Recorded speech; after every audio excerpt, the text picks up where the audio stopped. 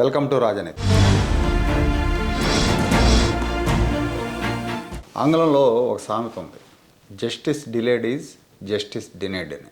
అంటే న్యాయం జరగటం ఆలస్యం అయితే న్యాయం జరగనట్టే.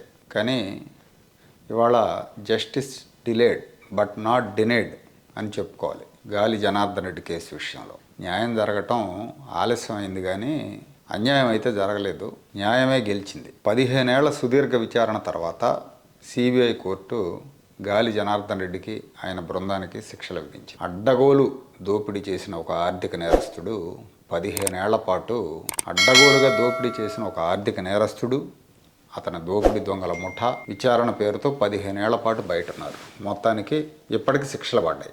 గాలి జనార్దన్ రెడ్డితో పాటుగా ఓబులాపురం మైనింగ్ కంపెనీకి చెందిన శ్రీనివాసరెడ్డి, అలీఖాన్, వైఎస్ రాజశేఖర రెడ్డి ముఖ్యమంత్రిగా ఉండగా గనుల శాఖ డైరెక్టర్గా పనిచేసిన రాజగోపాల్, ఈ నలుగురికి 7 ఏళ్ల పాటు శిక్షలు పడ్డాయి. ఈ కేసులో అప్పటి ఐఏఎస్ అధికారి కృపానందం, అప్పటి గనుల శాఖ మంత్రి సబితా ఇంద్రారెడ్డి, వీళ్ళిద్దరిని నిర్దోషులుగా కోర్టు ప్రకటించింది. ఇక్కడ రాజగోపాల్కి అదనంగా 4 ఏళ్ళు శిక్ష వేశారు.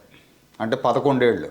మిగతా వాళ్ళకి 7 ఏళ్ళు, ఇతనికి 11 ఏళ్ళు. ఎందుకు వేశారంటే ఒక ప్రభుత్వ అధికారిగా ఉంటూ తన విధిని సక్రమంగా నిర్వర్తించినందుకు జడ్జి గారు మెన్షన్ చేసి మరీ 4 ఏళ్ళు ఎక్స్ట్రా వేశారు. ఇది ప్రభుత్వ అధికారులందరికీ కూడా ఒక గుణపాఠం కావాలి. అంటే ఒక అధికారిగా బాధ్యతగా వ్యవహరించాల్సిన అధికారులు అడ్డగోలుగా వ్యవహరించడం మూలంగా అదనంగా శిక్ష వేశారు. ఐఏఎస్లు ఐపీఎస్లు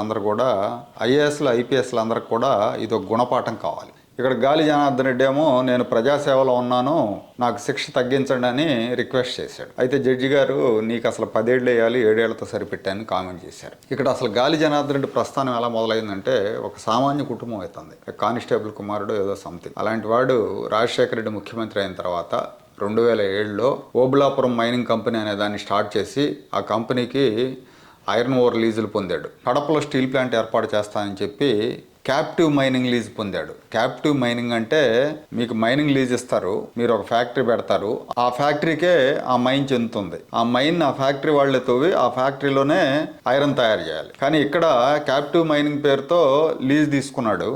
కడపలో స్టీల్ ప్లాంట్ పేరుతో 10,600 ఎకరాలు, ఎకరా 18,500 చొప్పున ప్రభుత్వం కేటాయించింది. కడపకు అతి సమీపంలో చాలా విలువైన భూములు ఇతనికి తక్కువ రేటుకి ఇచ్చేశారు.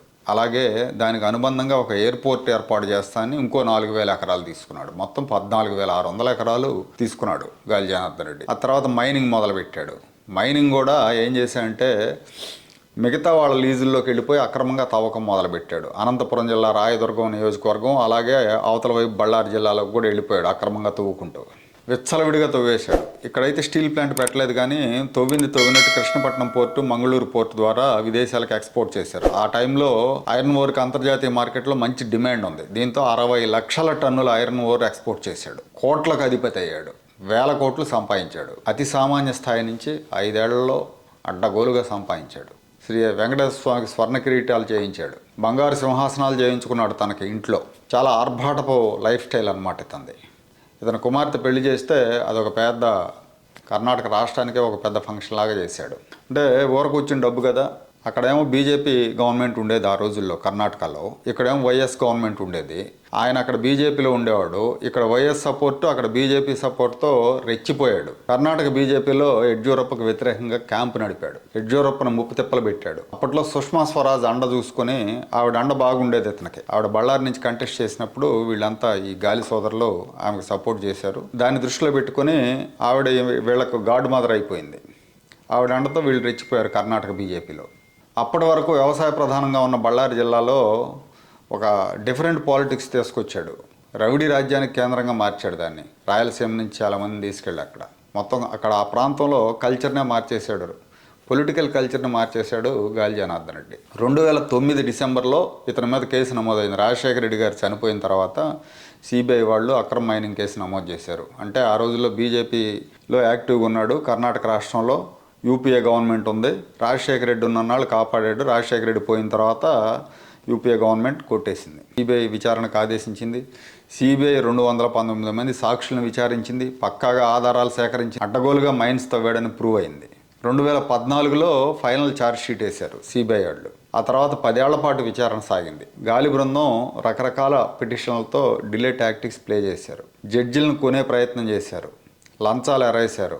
ఒక జడ్జి బలయ్యాడు దానికి. తర్వాత ఇదే కేసులో శ్రీలక్ష్మి గారు కూడా ఉన్నారు. ఘనత వహించిన ఐఏఎస్ శ్రీలక్ష్మి గారు ఉన్నారు కదా, ఆవిడ కూడా ఉన్నారు. ఆవిడ అప్పట్లో పరిశ్రమల శాఖ కార్యదర్శి ఉన్నారు.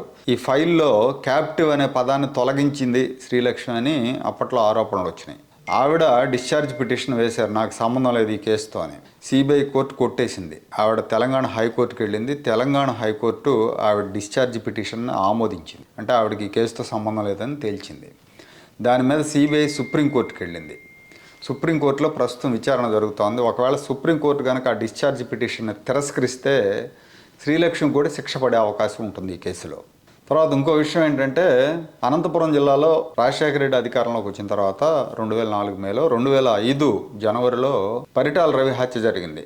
మాజీ మంత్రి, తెలుగుదేశం పార్టీ నాయకుడు, అనంతపురం జిల్లాలోనే కాదు స్టేట్లోనే పవర్ఫుల్ లీడర్గా ఉండేవాడు ఆ రోజుల్లో పరిటాల రవి. పరిటాల రవి హత్యకు కూడా ఈ మైనింగ్ వ్యవహారాలే కారణం అని చెప్తారు. పరిటాల రవి బతికుంటే అనంతపురం జిల్లాలో అడ్డగోలుగా వీళ్ళు మైనింగ్ చేయడానికి అడ్డం వస్తాడనే కారణంతోనే రవిని హత్య చేయించారన్న ప్రచారం కూడా ఉంది. ఇప్పటికీ చాలామంది అదే నమ్ముతారు. ఆ రోజున రాయదుర్గం కాన్స్టిట్యున్సీ మొత్తం వీళ్ళ అరాచకాలతో నిండిపోయింది. కాపు రామచంద్రారెడ్డి అని ఈ గాలి జనార్దన్ రెడ్డి సన్నిహితుడు 2009లో ఎమ్మెల్యే అయ్యాడు. రాజశేఖర రెడ్డి చెప్పి టికెట్ ఇప్పించాడు. కాపు రామచంద్రారెడ్డి ఎమ్మెల్యే అయ్యాడు. ఆ తర్వాత 2012లో రిజైన్ చేసి మళ్ళీ ఎమ్మెల్యే అయ్యాడు వైసీపీ తరఫున. ఆ తర్వాత 2019లో కూడా ఎమ్మెల్యే అయ్యాడు. ప్రస్తుతానికైతే అతను ఆ పార్టీలో లేడనుకుంటా. మొత్తానికి వీళ్ళు చేసిన అరాచకం మామూలు అరాచకం కాదు. సుంకాలమ్మ గుడి అని ఒక గుడి ఉండేది, చాలా ఫేమస్ ఆ గుడి. మైనింగ్ కోసం ఆ గుడిని కూడా కూల్చేశాడు గాలి జనార్దన్ రెడ్డి. అప్పట్లో ఇది ఒక పెద్ద వివాదంగా మారింది.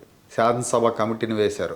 రాజశేఖర రెడ్డి వేసిన శాసనసభ కమిటీలో ఆ రోజున ఒక నాగం జనార్దన్ రెడ్డి గారు తెలుగుదేశం పార్టీ తరఫున మెంబర్గా ఉన్నారు. ఆ రోజున ఆయన మినహా మిగతా వాళ్ళందరినీ కూడా గాలి బృందం మేనేజ్ చేసిందన్న ఆరోపణలో ప్రచారం ఉండేది. ఓఎంసీ కంపెనీతో సంబంధాలున్న ఆర్ఆర్ గ్లోబల్, రెడ్ గోల్డ్ ఈ కంపెనీలు ఆ తర్వాత జగన్మోహన్ రెడ్డి భార్య భారతిరెడ్డి పెట్టిన సాక్షి, జగతి పబ్లికేషన్స్లో పెట్టుబడులు పెట్టినాయి. అంటే సూట్ కేసు కంపెనీలు పెట్టుబడులు పెట్టినాయి. దీని మీద కూడా సిబిఐ కేసు నడుస్తూ ఉంది. ఈ ఏదైతే ఓబులాపురం అక్రమ్ మైనింగ్ సొమ్ము ఉందో ఆ సొమ్ములో కొంత భాగం సూట్ కేసు కంపెనీల ద్వారా సాక్షి మీడియాలో పెట్టుబడులు పెట్టారు. ఇప్పుడు దాని మీద కూడా విచారణ జరుగుతుంది. మొత్తానికి 15 ఏళ్ల సుదీర్ఘ సమయం తర్వాత గాలి జనార్దన్ రెడ్డి నేరాలు ప్రూవ్ అయినాయి. ఆయనకు శిక్ష పడింది. చాలా ఆలస్యంగా న్యాయం గెలిచింది.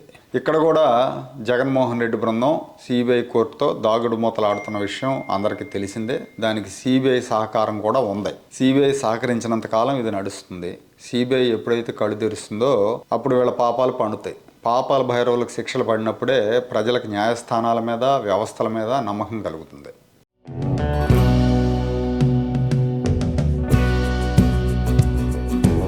Like, share and subscribe to Rajaniti channel.